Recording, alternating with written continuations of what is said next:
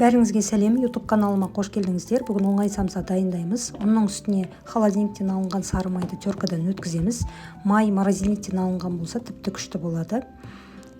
Судың үстіне яблочный уксус, тұз, бір жұмыртқаны салып жақсылап араластырамыз да, бағанағы ұнның үстіне құйып, қамырымызды илейміз. Тез илеу керек, көп ұстаудың қажеті жоқ, өйткені май еріп кетеді. Осылай біріккеннен кейін сразу пакетке салып, холодильникке 3 немесе 6 сағатқа қоямыз.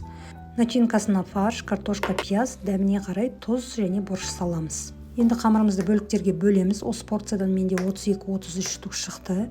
Қамырды холодильникке қойып, жаңағы шетінен алып жаямыз. Бір 7-8 штуктан ғана, өйткені барлығы столдың үстінде тұрса май еріп кетеді. Видеода көрсетілгендей осылай 3 бұрыш етіп түйеміз салмасын салғаннан кейін. Бетіне жұмыртқаның сарысына кішкене сүт құйып жағамыз, кунжут себеміз. Қызып тұрған пеште 200 градуста қызарғанша пісіріп аламыз. Осымен біздің самсамыз дайын, ас болсын.